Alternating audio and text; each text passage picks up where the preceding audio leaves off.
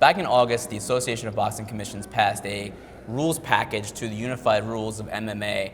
And this month, starting January 1st, the rules will be implemented. And Bellator 170, where we are right now in Los Angeles, is the first real big event where the rules will be enacted. I'm Mark Raymundi from MMAfighting.com here with Big John McCarthy, the godfather of MMA officials. Who better to talk to about the new rules than this man? Than the old guy. Than the old guy, the old big guy. I guess the first one that everyone is talking about, John, is the new definition of a grounded fighter. Now, take us through that a little bit. But before, it was only if you didn't have any, it was anything but the soles of your feet on the ground made you grounded, not 3 points of contact. It was anything but the soles of your feet. Now, what is that change? What is it now? It hasn't changed a lot. The problem is people don't like change, and they're scared of it. But the reason there was change, when we did this whole change, people need to understand this was asked for by a lot of the big promoters, okay, because they looked at this as a problem with the fighting and some of the things that were happening in the show. They had fighters that were getting fouled at times because they were dragging their hand on the ground, and the one fighter on top couldn't see it and brings the knee, and it ends a good fight, and the fighter might even lose the fight because of the fact that they fouled someone when it should never have been a foul. So what we looked at is we went in the gym and we started trying different things, and when the unified rules were brought about in 2001, we looked at it and said, hey, we're going to use the same basis as a boxer. We're going to say that, okay, anything, when the soles of their feet are on the ground, they're a standing fighter, just like in a boxer, their glove hits the ground, hey, he's down, they get the 8 count, but we don't do 8 counts, but we're going to utilize that same type of terminology. And fighters were smart enough to say, I can use that to my advantage even when I'm in a poor situation. And so this is about trying to make the fighter, if they want to be down, we want them to go down. The fighters are going to be everything that in the past of what made a down fighter is the same, except for putting the one hand down. And what we're telling the fighters is, we did use this rule set. The first time it was used in a major promotion was the UFC that was in Arizona. Right. The one that just occurred in Phoenix. And we went and told the fighters, if you're going to be on your feet and you're against the fence and you want to make yourself down, the one hand will not make you down, you would have to put 2. So what we're telling you is don't do that. Put your knee on the ground. One knee hits the ground, you're a grounded fighter. It's no different than a running back in football. They can put the hand down, they're still able to continue on. But any other body part touches, the knee hits the ground, they're a grounded fighter. Their butt hits the ground, they're a grounded fighter. Their forearm hits the ground, they're a grounded fighter. A lot of people got confused with the show that happened in Vegas when Tim Means kneed Charles Oliveira on the he was on his knees. He's on his knee. He's on one knee and had his foot up, and then they go, oh, it's not 3 points of contact. 3 points of contact was never the rule. He is a down fighter. As soon as that knee touches the ground, he cannot be kneed or kicked to the face, and that is the exact same thing we have right now. We have some fighters. I saw that you interviewed Chael. He's confused by it. He doesn't understand it. And as you're asking him more questions, he's becoming more frustrated because he doesn't understand it. And it's my job to make him understand it, to make him realize, this is actually a safer thing for you. We are not here to make things more dangerous. That's not what this is going to do. In fact, this is going to keep people from being kneed because the fighter is going to have to make a determination. I'm either going to try to keep myself up or I'm going to put my knee to the ground, because as soon as I put my knee to the ground, I have both of these instead of one being on the ground to protect myself. Will you guys be doing anything extra before Bellator 170 to explain the new rules to the fighters? Because maybe there is a little bit of confusion. No, there is absolutely, because we tried to give them that 6-month leeway to help in learning this, and there just wasn't enough information going out for them, and they're not in that position where they're, well, hey, text me this information, show me it. So what we are doing is we're going to have a meeting with the fighters to let them understand exactly what, from the women's, what they can wear, to the new rules as far as what is not allowed, the fingers being extended towards the face, what was taken away, what the difference of a grounded fighter is. We want them to ask every question there is, make sure that they understand it completely, because once they understand it, it's going to clarify things for them, it's going to make things simpler, and it's going to make things safer. Of course, the other big one is the removal of the foul for heel strikes to the kidneys. Why was that a foul initially? Because I know you were there when the rules were written, and why now has it been removed? Okay, the whole reason it was put in is we have people that are sitting there making decisions about a sport that they have no idea about. And they're trying to utilize, back in 2001, boxing is what they understood. And in boxing, we cut a fighter along that line and at the hip line, and kidney punches. No kidney strikes is part of boxing. MMA is a 360-degree sport. The funny part is you have people sitting there saying, oh, they've made it more dangerous. I've heard the different people from different commissions saying, oh, you know, it's a horrible thing.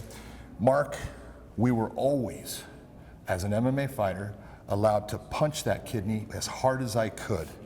Okay, that was legal. I was always allowed to knee it as many times as I wanted. That's legal. I was allowed to take a roundhouse kick at 100 miles an hour and kick that kidney, but I couldn't lay on my back and put my little heel at 15 miles an hour and hit that spot, because a doctor back in 2001 that was unfamiliar with MMA said, oh, that's kidney strikes. I've seen that guy with that heel there. I wouldn't want that to be part of it. And so we took it out. There's no purpose to allowing all the things that we allow to hit to that area and say that that's the one that's dangerous. It's the least dangerous of all the things that are currently allowed. So to sit there and say, oh, well, we're not going to do that because that endangers a fighter, they're not being honest, they're not being truthful, or they don't know the sport. The one new rule that's probably gotten the most positive support is the addition of the foul for extending fingers toward the face. Now, I've gotten a lot of questions about this rule. Is the Stockton slap still illegal? Those kind of questions. So can you clarify what exactly that rule is? You gotta have the Stockton slap. You can't have MMA without the Stockton slap, right? I mean, there is no MMA. That's it. So what exactly is that rule? Is it when the fighter is going forward, when it's going back? It's just pointing to the face, correct? Yeah, and it is both in forward and back, because we get a lot of eye pokes off of people being defensive and putting their hand out and moving backwards, but as a guy's coming with a punch, we get that hand going out. So what the fighters are told is you cannot take, if your arm is at this 90 here, your hands can be as open and pointed anywhere they want. It's as your arm extends out towards straight and those fingers come up towards that face area of your opponent. That is what the foul is. And you're going to have your referee tell you, hey, close your hand, or you can put your fingers up. You can have your hand up, you can have your hand closed. All of that is legal. It's only when you're going to do this pitchfork in trying to keep someone away from you towards their face, that's not allowed. The referee's going to start to instruct you, and if you start to continually do it and he's telling you multiple times, he's going to stop the fight, he's going to bring you to the center, he's going to start taking points away from you, because you are doing something that can cause not only an injury to the fighter, but an injury that can end his career.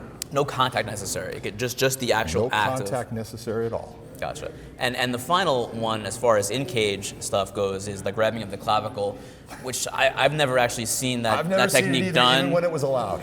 Right. Why was that taken away? Well, first of all, why was that on the books in the first place, and now why is it gone? The truth of the matter is, when we did the unified rules, it took a long time. We were sitting at a table for a long time, and things went on, and someone near the end of that whole thing, after we were there for a good 6 hours or so, had some friend in the special forces that had this technique. You could grab the clavicles and actually even pull it. And they said, all right, no grabbing the clavicle. And I was told to shut up, let it be, because it was stupid. And again, out of all the UFCs I did that didn't have the unified rules, and grabbing the clavicle, it's never been done because it's stupid. It doesn't do anything in the fight. And the whole point is, why have a foul listed that has no place within the sport? That's why it was taken out. And then just last, John, again, thank you for the time. No problem. Why was it necessary, do you feel, to make these changes? Because over the years, over the last 20 years, there haven't been a ton of changes made to the unified rules. Why now, and why? Why do you think it was important? What you're saying is true, is there hasn't been, from the time that the unified rules were done in April of 2001 is when we did it, until this big change, there's been a total of 2 changes. They put biting and spitting together. Wow, that was a great change right there. They put an atom. It's hard to bite and spit at the same time. They put a straw weight in for men as far as a weight. Here's the problem. We have an evolving sport. Take a look at the fighters of today compared to the fighters of yesteryear. All right? Guys are doing things better, faster, quicker, in more ways than ever before. The sport's evolving. The NFL is this entity that looks at the rules every year. We, as a sport, need to look at the rules every year, and if there's something we can do that can make it more clear to the fighters of what they can do, make it better for the fans so the fans understand what's legal and not, because we have fans that are so confused by the rules that we have right now that it's crazy, because they'll think that something's illegal when it's totally legal, or they'll think something's legal when it's totally not. Right. And that's not good for the sport. What's good for the sport is having people understand exactly what they can do if they're the fighter, or what they're watching is, oh, that's good or not if they're the fan. Every year we should look at rules. It doesn't mean we should change them, but we should always look at evolving along with the sport. Which is also why it's bad to have different rules in different states, correct? That's not a good thing for the You know, sport. the problem with when you're looking at this whole thing with the unified rules and stuff, the problem, we have a lot of, you know, athletic commissions. We have a lot of states. We have a lot of tribal commissions. We have provincial commissions. When it gets into obvious, you know, our sports are run by government. And some of these people, they bring politics and egos into something that they should never do, because it's not about what's best for the fighter to them, it's about what's best for them. They want to make a point. That's sad. Well, all right, there you have it, guys. You'll see the new unified rules, maybe not, at Bellator 170 on Saturday night. Again, we're here in LA for Big John McCarthy. I'm Mark Raimondi for MMAfighting.com. See you guys tomorrow.